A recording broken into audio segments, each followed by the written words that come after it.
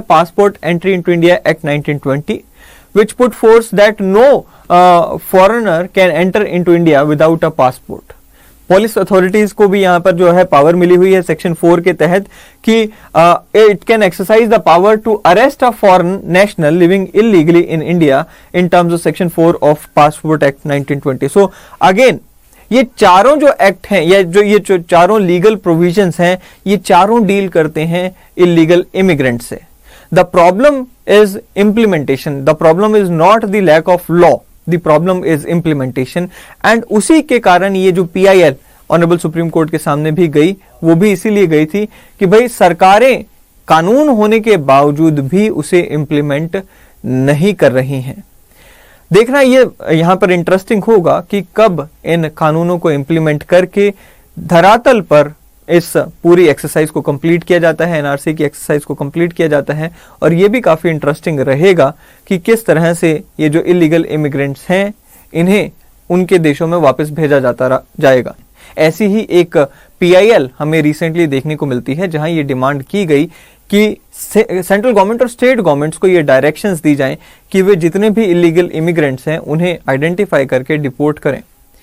और इसी मामले में झारखंड सरकार ने इस PIL को अपोज भी किया. आज की अपनी इस वीडियो में हम समझेंगे कि क्या था ये पूरा मामला और साथ ही में देखेंगे कि इलीगल इमिग्रेंट से डील करती हुई कौन सी लीगल प्रोविजंस हमें जाननी चाहिए. So welcome to study IQ. My name is Chand Kuba. अगर आप मेरी वीडियोस की PPTs डाउनलोड करना चाहें तो टेलीग्राम के इस चैनल को आप ज्वाइन कर सकते हैं. चलिए, सबसे पहले तो हम ये जान लेते हैं कि ये PIL यहाँ पे जो फाइल की गई इसमें क्या क्या बातें कही गई. देखिए इसमें दो ही बातें कही गई हैं मुख्य रूप से. पहली बात तो ये कि सेंट्रल गवर्नमेंट और स्टेट गवर्नमेंट्स को ऑनरेबल सुप्रीम कोर्ट की तरफ से डायरेक्शंस इशू होनी चाहिए जिनमें यह कहा जाए कि सेंट्रल गवर्नमेंट और स्टेट गवर्नमेंट्स इलीगल इमिग्रेंट्स को आइडेंटिफाई करें, डिटेन करें और डिपोर्ट करें. दूसरी जो यहां पर डिमांड उठाई गई वो ये कि इलीगल इमिग्रेशन को यहां पर एक cognizable, non bailable and non compoundable offence घोषित किया जाना चाहिए. यानी कि एक ऐसा ऑफेंस जिसमें एक पुलिस ऑफिसर को अगर कोई इलीगल इमिग्रेंट दिखाई दे तो उन्हें यहां पर किसी कोर्ट से भी परमिशन लेने की रिक्वायरमेंट ना हो उस इलीगल इमिग्रेंट को अरेस्ट करने के लिए. साथ ही में उसे बेल का भी कोई प्रावधान नहीं होना चाहिए और कोई समझौते का भी स्कोप नहीं होना चाहिए. इस पूरी की पूरी जो PIL है उसे झारखंड सरकार ने अपोज किया और उन्होंने कहा कि हमारी स्टेट में ऑलरेडी इस पूरे मामले को लेकर हम गंभीर हैं. और उन्होंने ये भी बताया कि इनकी स्टेट में यानी कि झारखंड में ऑलरेडी डिटेंशन सेंटर्स हैं, deportation centres and camps already चलाए जा रहे हैं. ऐसे में हमें आज ये देखना है कि कौन से ऐसे लीगल प्रोविजंस हैं जो इस पूरे मामले से डील करते हैं. सबसे पहले हमें यहाँ पे समझना होगा कि जो मुख्य रूप से यहाँ पे जो प्रोविजन डील करते हैं उनमें से सबसे पहला है सिटीजनशिप एक्ट ऑफ 1955. दूसरा, उसी के तहत हमें NRC की एक्सरसाइज देखने को मिलती है यानी कि नेशनल रजिस्टर फॉर सिटीजनशिप. तीसरा है foreigners act 1946 and the last one is passport act of 1920. थोड़ा इनके बारे में आज अपनी इस वीडियो में हम जानेंगे. सबसे पहले अगर हम बात करें सिटीजनशिप एक्ट ऑफ 1955 की तो ये मुख्य रूप से दो बातें करता है. पहली बात तो ये कि भारत की नागरिकता को कैसे एक्वायर किया जा सकता है, किन किन टूल्स या किन किन साधनों से या किन किन तरीकों से एक व्यक्ति भारत का नागरिक बन सकता है और किन किन तरीकों से एक व्यक्ति भारत की नागरिकता को लूज कर सकता है. अगर हम बात करें एक्विजिशन की तो यहाँ पर 5 ऐसे तरीके हैं जिनके थ्रू आप भारत के नागरिक अगर नहीं हैं तो बन सकते हैं. पहली बात तो बाय बर्थ बनते हैं, फिर दूसरा है बाय डिसेंट बनता है, तीसरा है कोई भारत के नागरिक को आप मैरी करके यानी कि शादी करके भारत की नागरिकता हासिल कर सकते हैं. चौथा ये है कि अगर भारत किसी फॉरेन टेरिटरी को अपने में विलय कर ले यानी कि अपने में मिला ले, आर्टिकल 2 और कॉन्स्टिट्यूशन की हम बात करते हैं, जब उसके तहत अगर कोई किसी टेरिटरी को भारत के अंदर मिला लिया जाता है तो उसके जो लोग होते हैं उस टेरिटरी, एक्वायर्ड टेरिटरी के, उनको ऑप्शन मिलता है कि भाई आप जो है भारत की नागरिकता ले सकते हो. एंड पांचवा है नेचुरलाइजेशन.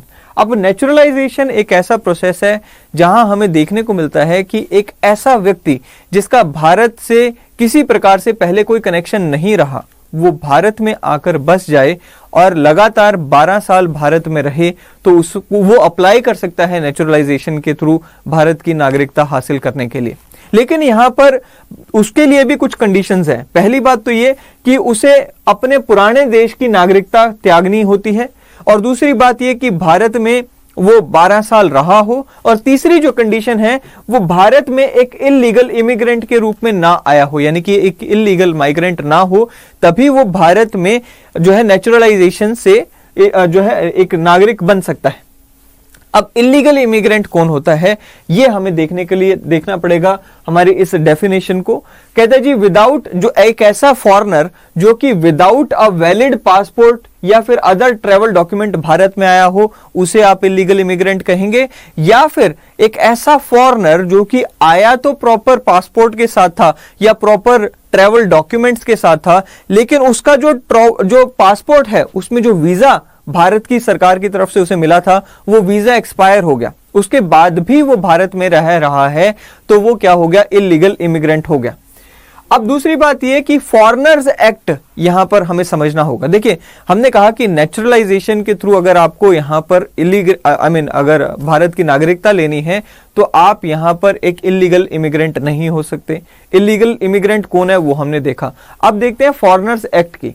तो foreigners act 1956 regulates the entry into and exit of foreigners into India, यानी कि जो भारत में नागरिक आते हैं उनकी एंट्री और एग्जिट को रेगुलेट करने के लिए ये कानून है। और इसमें सेंट्रल गवर्नमेंट को यहां पर पावर्स दी जाती हैं इसके तहत, to make orders regarding all the foreigners और रिगार्डिंग एनी पर्टिकुलर फॉरेन और a class of foreigners. So यहां पर सेंट्रल गवर्नमेंट्स के पास पावर है कि वो किस तरह से रेगुलेट करना चाहती हैं, वो कर सकती हैं फॉरेनर्स को। इसमें सेक्शन 14 जो है वो हमारे लिए इंपॉर्टेंट है। क्या कहता है, कहता है जी any national who remains in any area in India for a period exceeding the period of which for which the visa was issued to him, उसके खिलाफ कार्रवाई की जा सकती है अंडर सेक्शन 14। देखिए अभी हमने बात की इलीगल इमिग्रेंट्स की। कौन होते हैं इलीगल इमिग्रेंट्स, तो हमने कहा जी उसमें से एक कैटेगरी वो है जो कि प्रॉपर वीजा लेके भारत में आए थे, लेकिन वीजा मिलने के जो वीजा का अवधि थी जो एक्सपायर हो गई, उसके बाद भी वो भारत में टिके रहे, गए नहीं वापस, उनको हमने इलीगल इमिग्रेंट्स कहा। ऐसे इलीगल इमिग्रेंट्स जिनकी वीजा की जो टाइम पीरियड थी या जो अवधि थी वो एक्सपायर हो गई है, उनको आप सेक्शन 14 ऑफ फॉरेनर्स एक्ट के तहत यहां पे प्रोसिक्यूट कर सकते हो, उनके खिलाफ यहां पर एक केस फाइल किया जा सकता है, उनको यहां पे प्रोसिक्यूट किया जा सकता है। कहता है जी foreigners who enter into or stay in India or any area in India without a valid document. So दोनों तरह के जो इलीगल इमिग्रेंट्स हैं यहां पर, एक तो जिनका वीजा एक्सपायर हो गया उसको आपने सेक्शन 14 के तहत यहां पर उसके खिलाफ केस किया, और एक ऐसा व्यक्ति जो कि बिना वैलिड डॉक्यूमेंट के ही भारत में आया था उसके खिलाफ भी सेक्शन 14A(b) में यहां पर जो है आप यहां पर केस फाइल कर सकते हो। फिर आता है जी एनआरसी। अब एनआरसी क्या है, नेशनल रजिस्टर ऑफ सिटीजनशिप या नेशनल रजिस्टर ऑफ सिटीजन्स है क्या। देखिए एक एक्सरसाइज कंडक्ट की गई थी 1951 में, जहां पर ये देखने की कोशिश की गई थी, ये आइडेंटिफाई करने की कोशिश की गई थी कि भाई हर गांव में, हर एरिया में कौन कौन व्यक्ति रहता है, उसका घर का नंबर आइडेंटिफाई करके उसके घर को मार्क करने की कोशिश की गई थी, ताकि सरकार एक रिकॉर्ड मेंटेन कर सके कि भारत में कुल कितने लोग हैं, कौन कहां कहां रहता है, और अगर कोई भारत में इधर से उधर माइग्रेट करता है तो उसके भी रिकॉर्ड रह सके, उसको भी पहचान किया जा सके, और कोई व्यक्ति भारत में बाहर से आकर रहना चाहे उसका भी एक यहां पर डिटेक्ट उस व्यक्ति को किया जा सके। इसलिए ये एनआरसी लाया गया था 1951 में। बट ये 1951 में ही इसे कंडक्ट किया गया था, उसके बाद हमें देखने को मिलता है कि ये एनआरसी की एक्सरसाइज जो है कंडक्ट की ही नहीं गई। फिर उसके बाद क्या हुआ, कहते हैं जी it's purpose is to document all the legal citizens of India so that the illegal immigrants, तो जैसे कि हमने बात की। अब 2003 में एक सिटीजनशिप एक्ट में एक अमेंडमेंट लाई गई थी, बहुत ही फेमस अमेंडमेंट है। खैर उस अमेंडमेंट को तो किसी दिन बाद में पढ़ेंगे, लेकिन उसकी एक मुख्य बात जो थी वो ये थी कि भारत सरकार के लिए ये मैंडेटरी किया गया था कि जो एनआरसी की एक्सरसाइज है उसे दोबारा कंडक्ट कराया जाए। यही नहीं, हमें यह भी देखने को मिलता है कि जैसे हमने कहा कि असम अकॉर्ड हुई थी, अब 1980s में असम अकॉर्ड हुई थी, उस समय भी ये असम में कहा गया था कि एक असम अकॉर्ड के तहत एनआरसी की एक्सरसाइज कराई जाएगी, जिसमें ये आइडेंटिफाई किया जाएगा कि बांग्लादेश से कितने लोग असम में आकर बसे और उन्हें वहां पर आइडेंटिफाई करके डिपोर्ट किया जाएगा।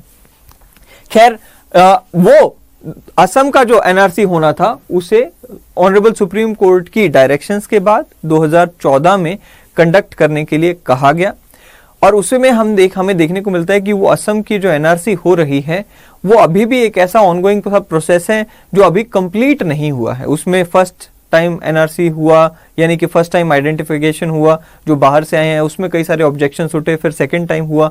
So like this is ongoing process, but again this is not an easy process. फिर फिर भारत सरकार ने कहा कि 2021 में हम पूरे देश में एनआरसी करवाएंगे, बट अगेन अभी तक एनआरसी को इंप्लीमेंट पूरे देश में नहीं किया गया है, बिकॉज ये एक इजी प्रोसेस नहीं है। यहां पर आप केवल ये नहीं आइडेंटिफाई कर रहे कि कौन कौन इलीगल इमिग्रेंट्स हैं, उनको आइडेंटिफाई करके आगे उन्हें मैनेज करना अपने आप में एक बहुत ही बड़ा टास्क है। और इसमें आप जानते ही हैं कि दो चीजों की सबसे बड़ी रिक्वायरमेंट है, एक तो पॉलिटिकल विल, बट उससे भी ज्यादा यहां पर बड़ी जो रिक्वायरमेंट आ जाती है वो है दूसरे जो देश हैं उनके साथ हमारे आपसी अंडरस्टैंडिंग होना। रीजन बीइंग कि आप किसी इलीगल इमिग्रेंट को यहां पर आइडेंटिफाई तो कर लोगे, लेकिन सामने जिस देश से आप कह रहे हो कि ये सामने किसी देश से भारत में आया है, वहां वाला देश अगर उन्हें एक्सेप्ट करने के लिए तैयार नहीं तो क्या वहां पर किया जाएगा? ये अपने आप में एक बहुत बड़ी समस्या है। ऐसे में असम की जो सरकार है वो भी कहती रही है कि हमने यहां पर 30,000 इलीगल इमिग्रेंट्स को डिपोर्ट कर दिया है, and but still again it is a very large exercise और इसको अभी पूरा किया जाना बाकी